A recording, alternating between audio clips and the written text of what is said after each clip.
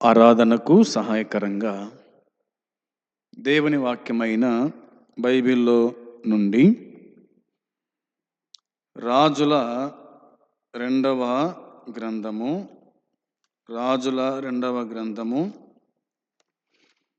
ఐదవ అధ్యాయము రాజుల రెండవ గ్రంథము 5వ అధ్యాయము 13, 14, 15 వచనాలు మనము చదువుకుందాము. అయితే అతని దాసులలో ఒకడు వచ్చి, నాయనా, ఆ ప్రవక్త ఏదైనా ఒక గొప్ప కార్యము చేయమని నియమించిన ఎడల నీవు చేయకుందువా? అయితే స్నానము చేసి శుద్ధుడవు కమ్మను మాట దానికంటే మేలు కాదా అని చెప్పినప్పుడు అతడు పోయి దైవజనుడు చెప్పినట్లు యోర్దాను నదిలో 7 మార్లు మునగగా అతని దేహము పసిపిల్ల దేహము వలెనై అతడు శుద్ధుడాయను. అప్పుడు అతడు అతని పరివారముతో కూడా దైవజనుని దగ్గరకు తిరిగి వచ్చి అతని ముందర నిలిచి, చిత్తగించుము, ఇశ్రాయేలులో నున్న దేవుడు తప్ప లోకమంతటి యందును మరి యొక్క దేవుడు లేడని నేను ఎరుగుదును. ఆరాధనకు సహాయకరంగా రాజుల రెండవ గ్రంథము 5వ అధ్యాయము 13, 14, 15 వచనాలు మనము చదువుకొని ఉన్నాం. ఈ వచనాలలోని మాట మనము ఎరిగిన వాళ్ళమే. నయమాను అనే వ్యక్తి ఎలీషా కాడికి వచ్చినాడు. నయమాను అనే వ్యక్తి ఎలీషా కాడికి వచ్చినాడు. అతనికి ఉన్నటువంటి రోగాన్ని పోగొట్టుకోవడానికి, అతనికి కలిగినటువంటి కుష్ఠరోగం పోగొట్టుకోవడానికి ఎలీషా కాడికి వచ్చినాడు. ఎలీషా తన దాసుడైన గెహాజీని పిలిచి, ఆ నయమానుతో ఇలాగ చెప్పుము, యోర్దాను నదికి వెళ్ళి 7 మార్లు స్నానం చేయమని చెప్పు, వాడు బాగుపడతాడు అని తెలియజేసి పంపించినాడు. గెహాజీ వచ్చి ఆ సంగతి చెప్పిన తర్వాత అతడు బహురౌద్రుడై, ఆ ప్రవక్త నా దగ్గరికి వచ్చి రోగముగా ఉన్న నా శరీరం మీద తన చెయ్యి ఉంచి తన దేవుని పేరిట ప్రార్థన చేస్తాడేమో అనుకుంటుని, కానీ అతడు రాకుండా యోర్దాను నదిలో 7 మార్లు స్నానం చెప్పినాడే అని కోపగించుకొని తిరిగి వెళ్ళాడు. తన దేశానికి జ్ఞాపకం చేసుకున్నాడు, తన దేశంలో ఉన్న నదులను జ్ఞాపకం చేసుకున్నాడు. దీనికంటే అవి మంచివి కదా అనుకున్నాడు. కానీ త్రోవలో పోతూ ఉండగా తన దాసుల్లో ఒకడు చెప్పిన మాటను బట్టి దైవజనుని జ్ఞాపకం చేసుకొని 7 మార్లు స్నానం చేసి శుద్ధుడైనాడు.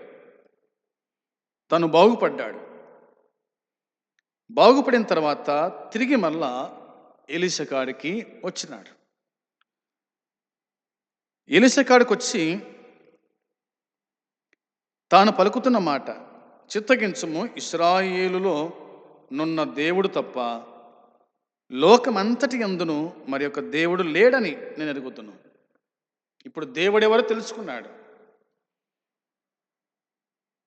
లోకమంతటా ఉన్న దేవుళ్ళ కంటే, దేవతల కంటే ఇశ్రాయేలు దేవుడే దేవుడు. ఆయనే దేవుడు, ఆయనే ప్రభు, ఆయనే క్రీస్తు. ఆయన తప్ప వేరొక దేవుడు లేడు అని తెలుసుకున్నట్టుగా దేవుని వాక్యం చెబుతూ ఉంది. ఆ తర్వాత ఇట్లా అడిగినాడు ఎలీషా.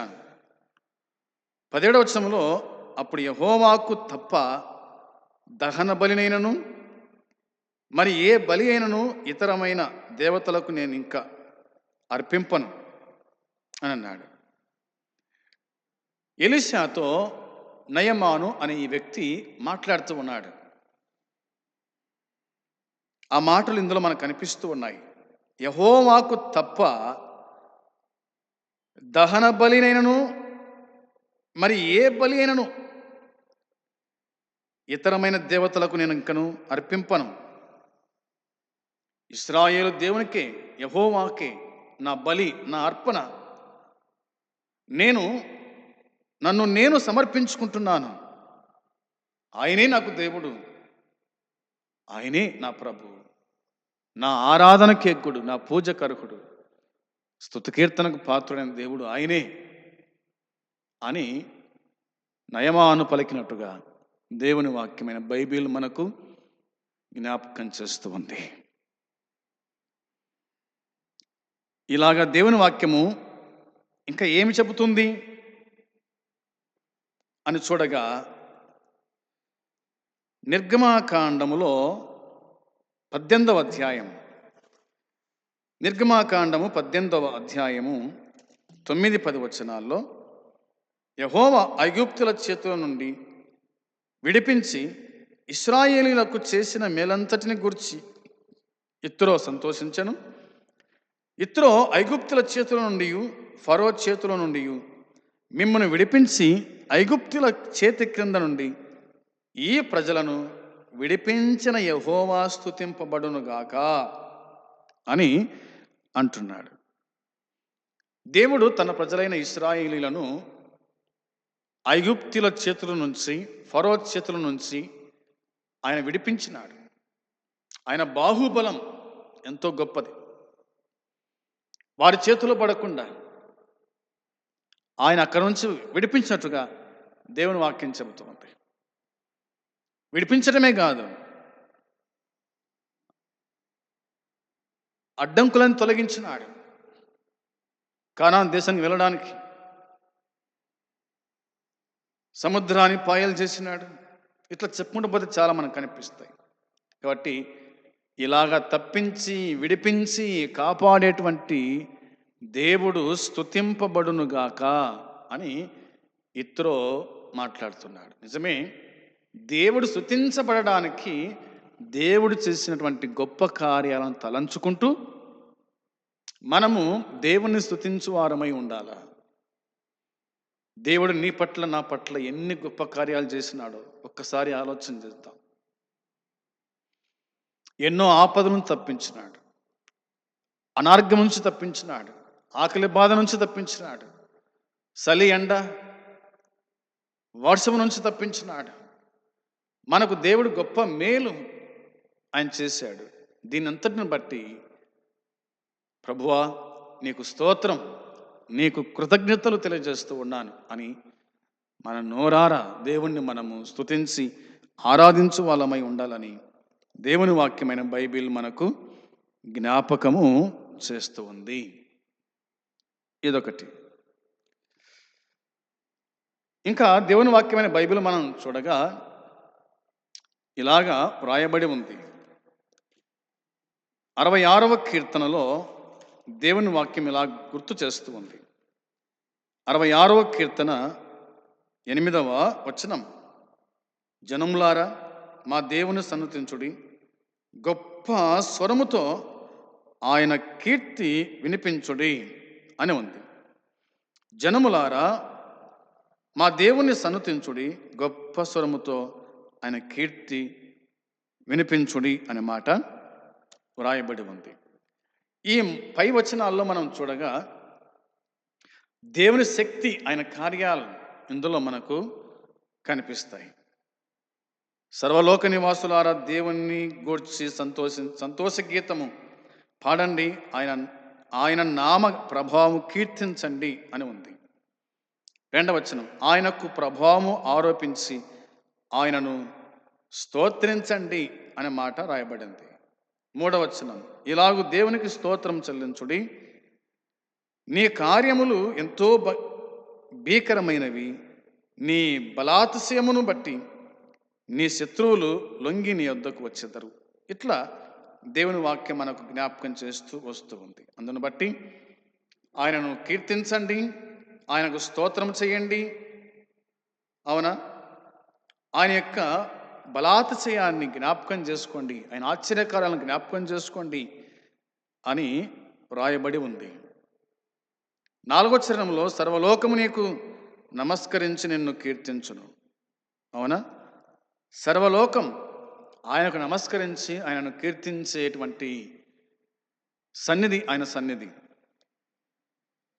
దేవుని ఆశ్చర్యకార్యములను చూడరండి, నరుల ఎడల ఆయన జరిగించు కార్యములను చూడగా ఆయన భీకరుడై ఉన్నాడు అన్నమాట మనకు అనిపిస్తుంది. ఆయన చేసిన ఆశ్చర్యకార్యాలు ఎన్ని కాదు, ఆయన భీకరుడై ఉన్నాడు, ఆయన దేవుడై ఉన్నాడు అన్న సంగతి లేఖనం గుర్తు చేస్తూ ఉంది.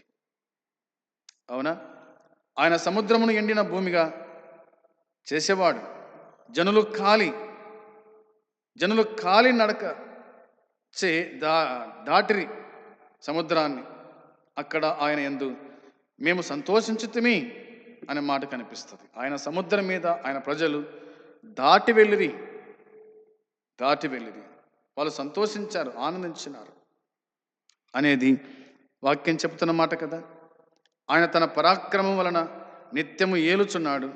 అన్యజనుల మీద ఆయన తన దృష్టి ఉంచి ఉన్నాడు. ద్రోహము తాము హెచ్చించుకున్న తగదు అనే మాట మనకు కనిపిస్తుంది. అందుని బట్టి మా దేవుని సన్నిధిని మీరు కీర్తించండి, ఆయనను స్తుతించండి, ఆయనను ఆరాధించండి అని ఈ మాటలు బైబిల్లో మనము చూడగలుగుతున్నాం. కాబట్టి ఆయన గొప్ప నామాన్ని బట్టి ఆయనను స్తుతించుట, ఆరాధించుట అనేది దేవుని వాక్యం చెబుతుంది. ప్రభువైన యేసుక్రీస్తు కూడా మనల్ని రక్షించాడు, మనల్ని కాపాడుకున్నాడు, సంరక్షించాడు, బతికించాడు. తన రక్తమిచ్చి మనం కొన్నాడు, మన గొప్ప మేలు చేసినాడు, నరకానికి వెళ్లకుండా తప్పించినాడు, రక్షణ భాగ్యం ఇచ్చాడు, తన సొత్తుగా చేసుకున్నాడు. దీన్ని బట్టి మనము దేవుణ్ణి కీర్తించి స్తుతించేవారుగా ఉండాలని వాక్యం చెబుతుంది.